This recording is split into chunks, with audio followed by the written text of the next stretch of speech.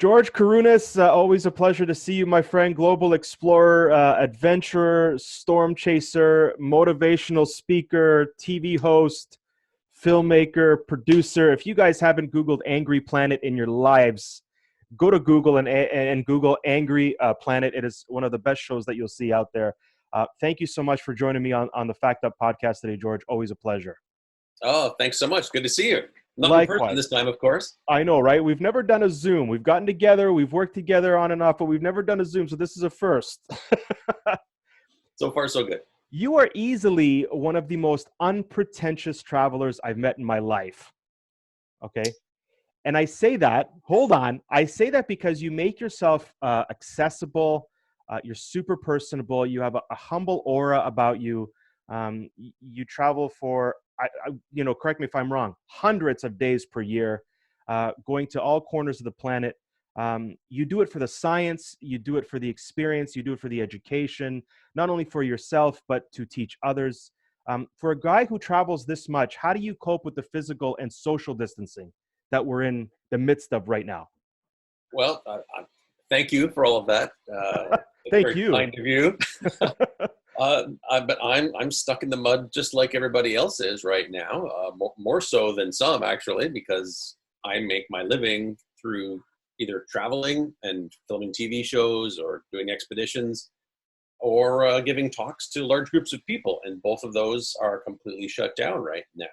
And it's as challenging for me as it is for anyone else when your income suddenly drops to zero. Everything that you derive, so much of the things that you derive pleasure from disappear overnight, basically. And it was really interesting for me. At the beginning of all this, I just came back from a big month-long trip, literally all the way around the world. I started off in Zanzibar, hopped on a ship there with Zigram Expeditions. I was shooting some video for Zigram Expeditions for their internal use. And we sailed on this beautiful 5-star luxury ship with only about 100 guests through the Seychelles, beautiful remote Aldabra Atoll, just all these beautiful places. And when you're on a boat like that, you are not hearing the news at all, or very, very little, right? So I tried to stay off the Wi-Fi, which is good. It's a good thing to do, especially right now. And then from there, I flew directly, about 3 connections, 2 days worth of travel from Seychelles when I was done to Japan. I was working on a TV program in Japan, all about natural disasters and ways that the human species could go extinct. And Wow. one of the episodes is actually about global pandemics. So it's this whole big ironic thing that just happened. And I get home, what was it?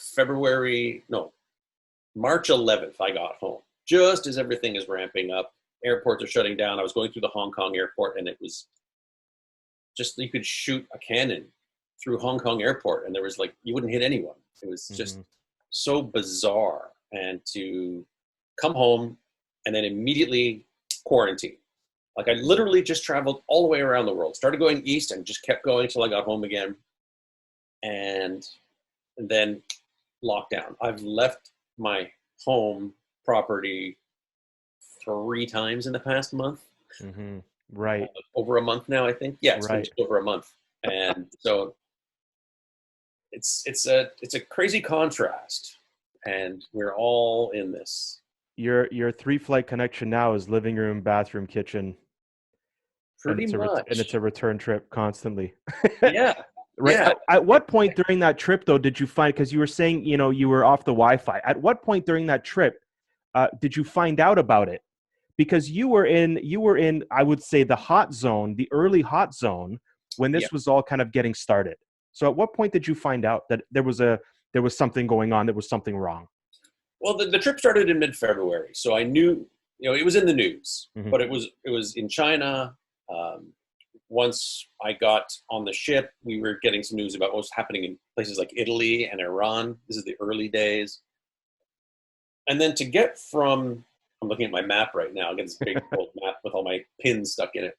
To get from Seychelles to Japan, you have to connect through Abu Dhabi and then Hong Kong and then to Kagoshima. and I ended up stuck in Hong Kong for a couple of days. And that's like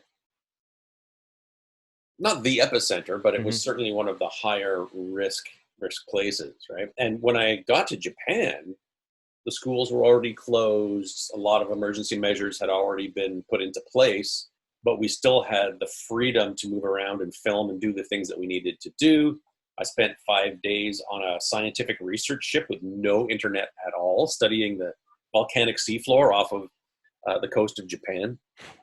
So I had no news there, and then it was just okay, time to head home and deep into it by the time I got home. So a lot Hmm. of this was sort of happening in the background. I would get little bits of information here and there, but I was super busy for that whole month with very limited connection to the internet. Of course, now that I've been home, just like everybody else, my internet usage has just Sure. That's gone where through they the get you. roof. That's where they get you. Yeah, yeah, exactly. Well, you've been, yeah, we'll go into kind of what you've done professionally, but for those who don't know, but were you at all scared when you were looking at everything, when you could quote unquote, shoot a cannon and you wouldn't hit anybody? At what point does George Kourounis get frightened?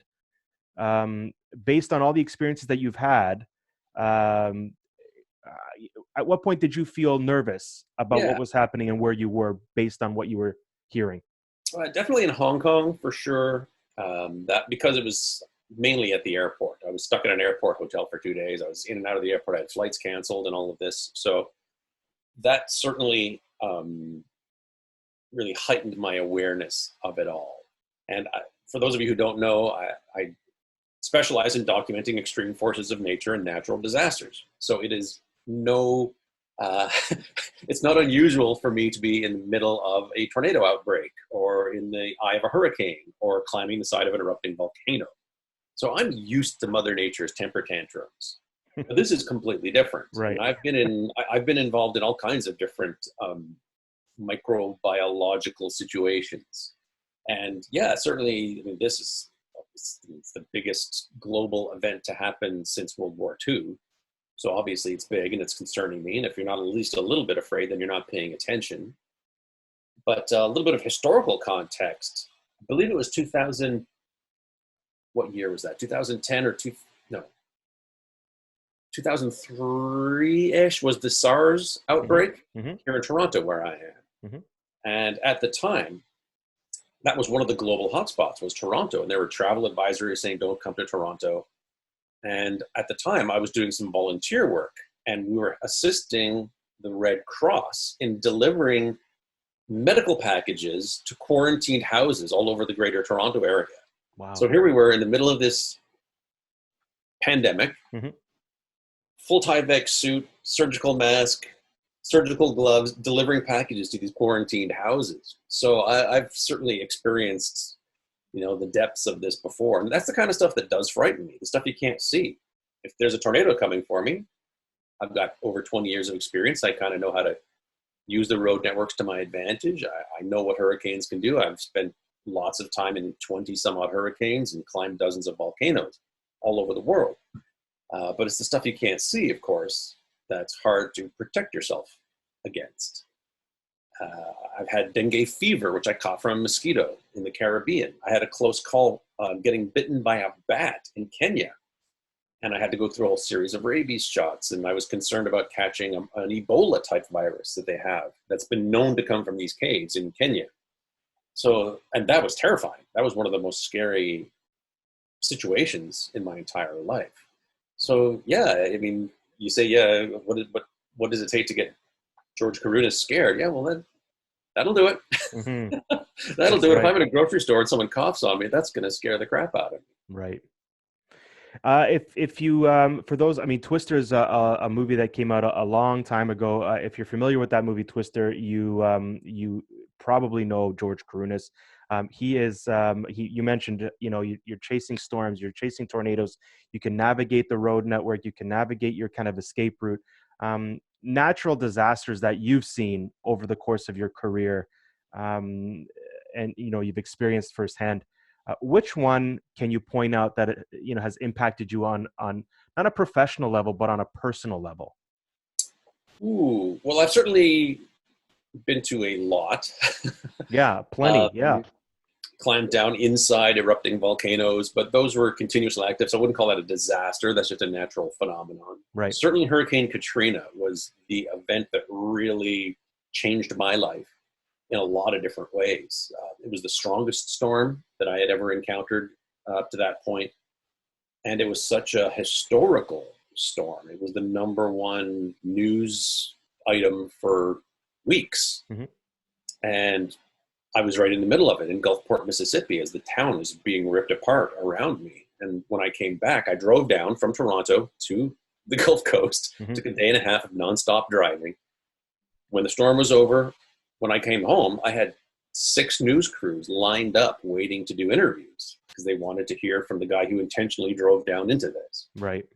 And that's what really kicked off Angry Planet, which really changed my life, because the producer of Angry Planet read about me in the newspaper after Hurricane Katrina. And I hate to say that I was capitalizing on a tragedy, because it was a tragedy. And yes, I did benefit from it in a roundabout kind of way. But Mm-hmm. at the same time, one of the things that I really am proud of is sharing the things that I've seen with as many people as possible, exposing people to how powerful nature is. And hopefully they will heed the warnings and listen to the scientists and the experts when they tell you to seek shelter, go to your basement, wear your mask, right? Listen to these people who have spent their entire lives dedicated to the scientific method and understanding what the real risks are and how to mitigate them. Right? Mm-hmm. So certainly Katrina, even still, the ripple effect of my experience in Katrina is still with me even to this day. Wow. In your experience, do people, generally speaking, firsthand experience, do people generally heed those warnings? Most do, many do not. And I'd be a hypocrite to say that. I mean, I'm the guy that literally goes the other way, right into this stuff. So, but in my experience, the vast majority do. Like, for example, in a hurricane situation, there are millions of people heading away from the coast. Mm-hmm. But even then, we find little pockets of people who decide that, no, I'm going to ride it out. I survived whatever hurricane 20 years ago. I'm going to survive this one, even though they're completely different. And you just never know when your number is up. But most people are pretty good about listening to the warnings. One of the hard parts is making sure that the warnings are actually, get to the people. For example, with tornadoes, the National Weather Service is really good at putting out tornado warnings. They can detect rotation in the storms before there's a tornado, even on the ground. Mm-hmm. They can issue a warning, but if you don't get that warning, if you're asleep and your town doesn't have a siren and your alerts are off on your phone, or your phone is in another room and you don't get the warning, then people say, oh, the tornado hit without warning. No, Right. There was warning. Right. But it's the delivery mechanisms are always in need of improvement. And they've gotten much, much better. In the past 10 years now, all these push notifications on our phones, we're all Mm-hmm. glued to our phones. It's part of our body Yep. these days, pretty much. Yeah, it's another So limb. that really does help to save lives. Right. Do you see any similarities with respect to people listening and not listening these days? You said it's an unseen thing, and we haven't seen this before, generally speaking. You can you know what a tornado looks like. You know what a hurricane's going to do. You don't see the pandemic. Do you see a lot of people, based on your experiences, do you see a similar trend in people following science, following the warnings nowadays, or are people kind of doing the same thing that they would be doing if there was a Category 5 hurricane 3 days out? Yeah, that's a really good point. You can't see it, right? So you get some people who don't believe it's real or don't think it's that important.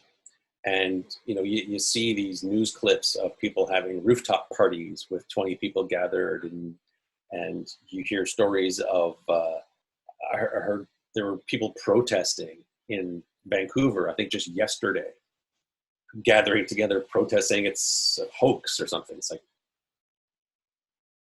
that just tells me that there's a lot of people who need to learn a little more about how science works. Right. And there's a lot of people who are not scientifically literate.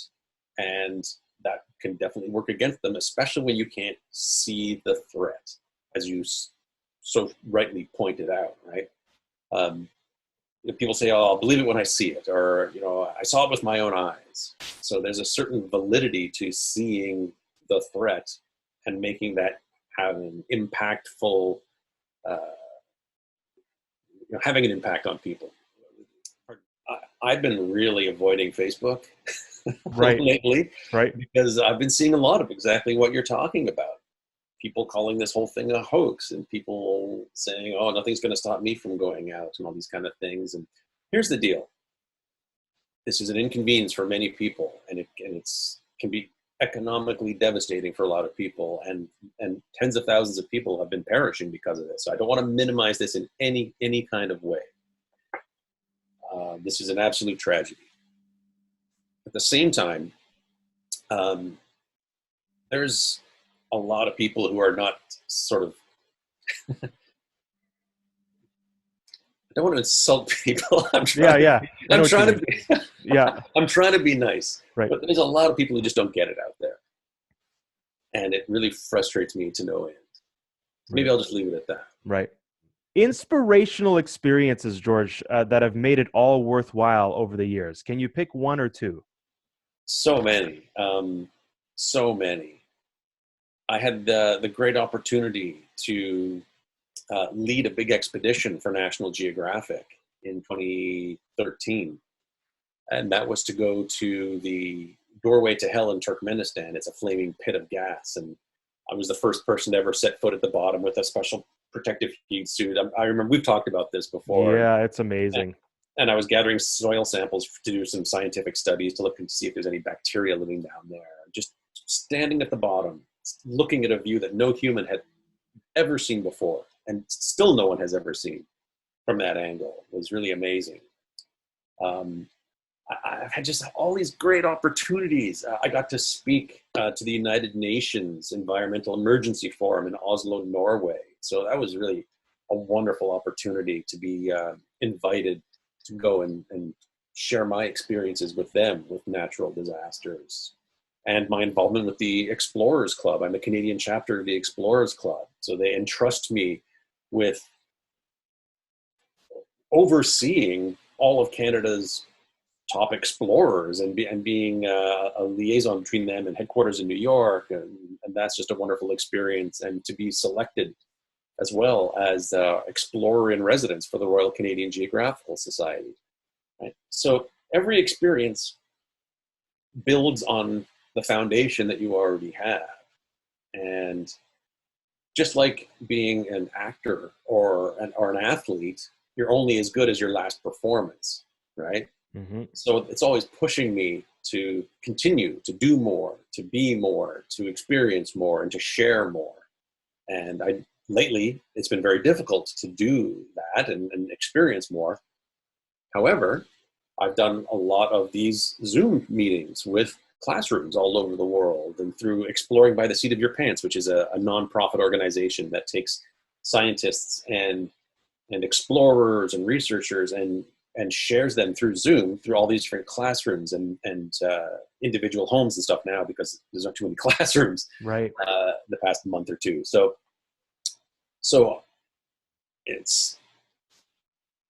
I do a lot of trying to inspire younger people to get interested in science, to get their face out of their phone and to step outside and enjoy nature. And getting letters from these kids and getting messages on Twitter after doing these sessions is really inspiring to me, to make me want to continue to do that. When you get that feedback, it's really rewarding. If I'm filming a TV show, and that's how we met through television, when you're doing a TV show, I'm talking to a camera and I get no feedback. I have no idea what the end product is going to look like. I don't know if it's going to be well received. I don't know if I'm going to look like an idiot. I have no idea what's going to happen. Right. But when I'm speaking to a crowd, I love that so much because I get that direct feedback, and especially when I get messages from students. To me, that's really inspiring to hear from them, and that pushes me to do more. I love that part. That's awesome. Well, that said, I mean, when you're talking about science, you're talking about the environment. How well is the environment rejuvenating itself because we're not going outside as much, because we're not driving as much, because we're not flying as much, because we're not out and about? What's Yeah. happening to the earth right now because we've been inside for a month? Yeah, it's really interesting. That's a really cool thing that's happening. We're noticing a lot of weird side effects of everyone being in lockdown. Right? There are cities in India that for 30 years that haven't been able to see the Himalaya mountains because there's been so much smog. And now you can see the snow-capped peaks, so the air is getting clearer. There's all kinds of stories of places like Venice, the water getting clear in Venice because you don't have all that boat traffic. And then you get these really quirky, weird stories like these monkeys in Thailand. Was it Thailand? Yeah, Thailand. Mm-hmm. Because they're used to being fed by tourists. And now there's these packs, these wild packs of monkeys roaming the streets like street gangs. Right. Because they're not getting their regular food from the tourists because the tourists aren't there, right? Right. So nature's showing us, giving us a little hint as to what it would be like if we were to reduce our ecological footprint, right? Which I think is really cool. So we can take this horrible tragedy that we have right now and we can squeeze a little bit of goodness out of it by learning what happens to our planet when we reduce our consumption, when we pull back on fossil fuels, when we spend less time driving, when we shut down half of all air flights or more, right? So at least we can get a little bit of an idea. And I'm sure there's some climate scientists out there who are just gathering data like crazy right now because of this unprecedented opportunity that we have to study our planet in this unusual, sudden situation that we're in. Now, I'm not a scientist myself. I'm a science communicator, and I work with a lot of scientists. Mm-hmm. And so part of what I do is I go and I gather samples from places that are too difficult or too dangerous sometimes for these scientists to do themselves. But right now, we have all these really wonderful resources, weather stations, weather satellites, and all these things that are gathering weather data every single day. And of course, climate is weather over time.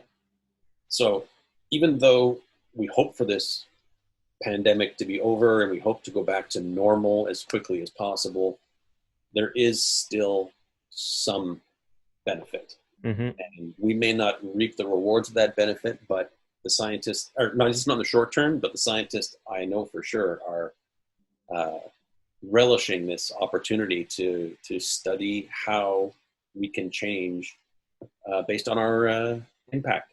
It's pretty cool.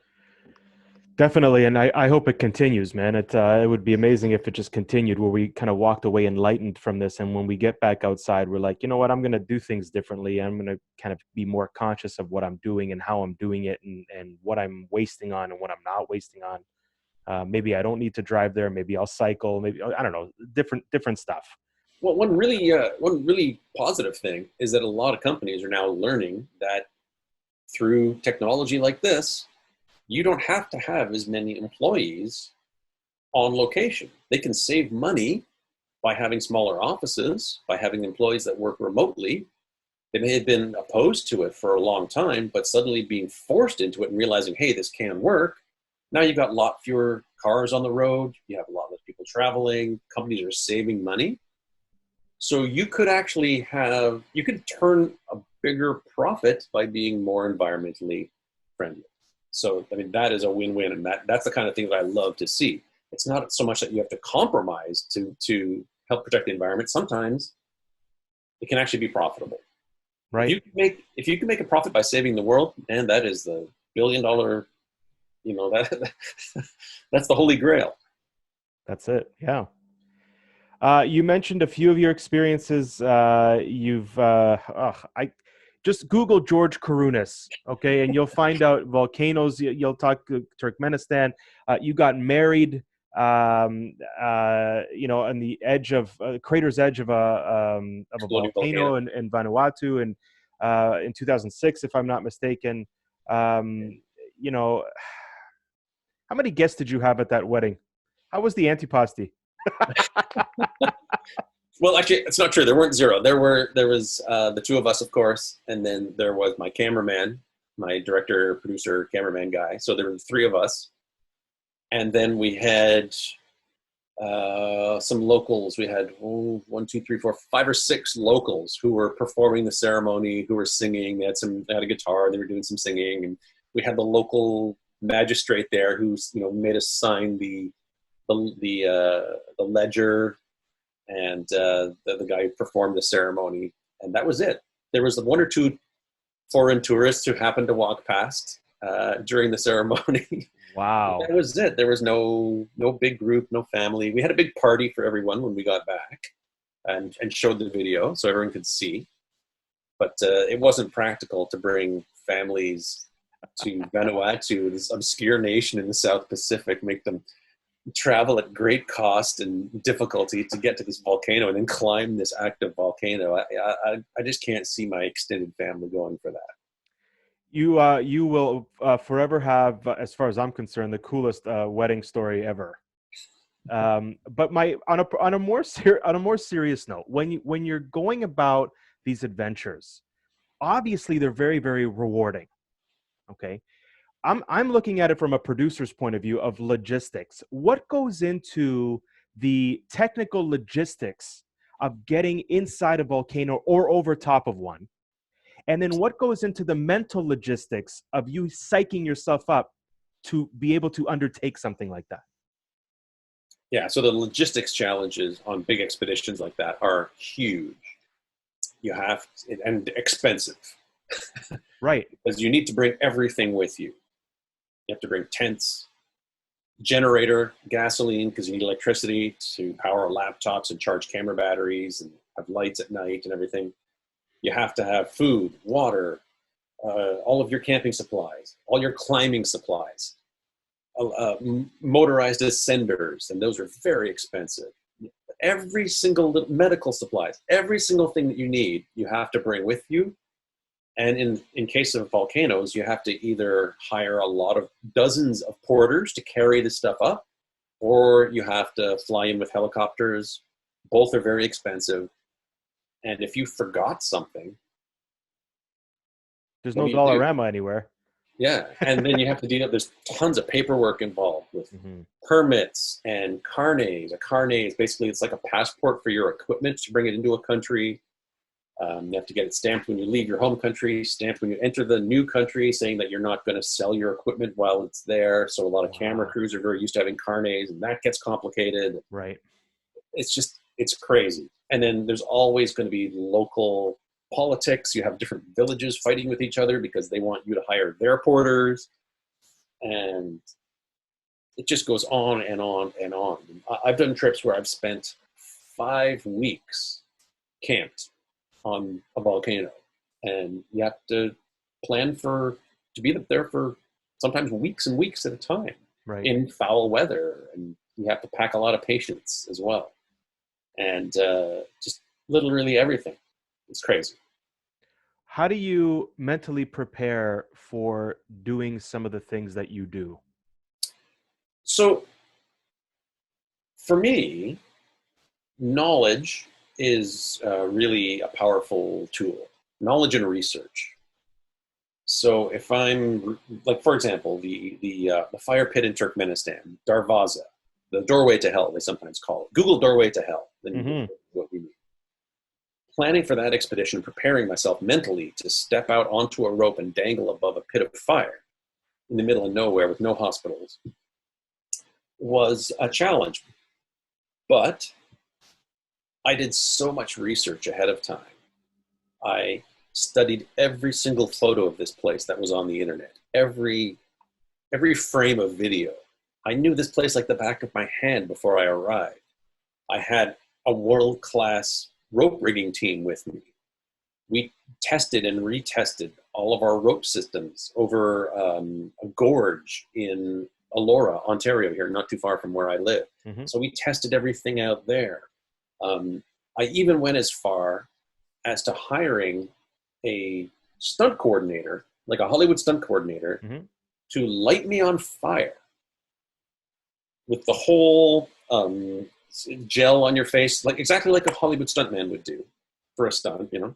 Hmm. just so that I would make sure that I wouldn't freak out if I was suddenly, surrounded by flame.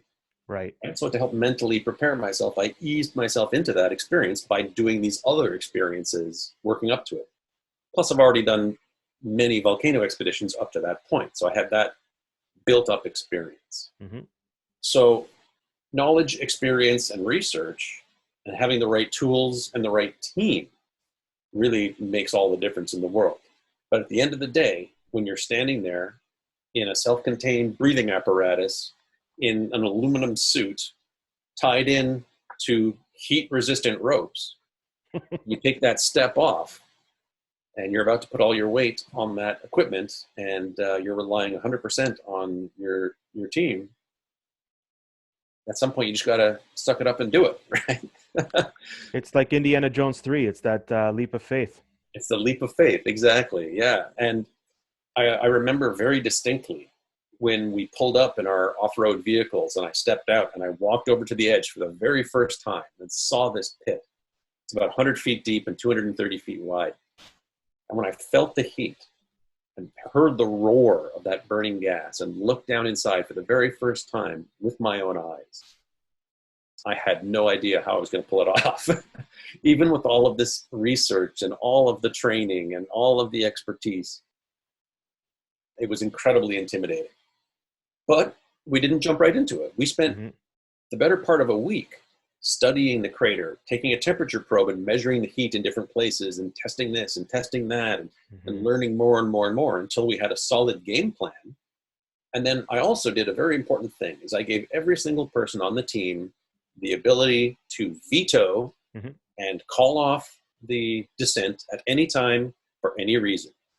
So if I was blinded by my own ambition to go down to the bottom, then anyone could still call it off if they deemed it to be unsafe. Hmm. And I think that's a really important thing is to sometimes give up some of that power in order to make sure that you are not fooling yourself. Yeah. But you have to trust the people that you're with, of course. And I did. These were a great group of people that I've worked with numerous times. I enjoy doing it. I have fun doing these things. Like Right. if I'm Right. standing in front of a lake of lava 400 meters down inside a volcano, I love that experience and I find it exhilarating and it's very personally rewarding to me. So I don't want to.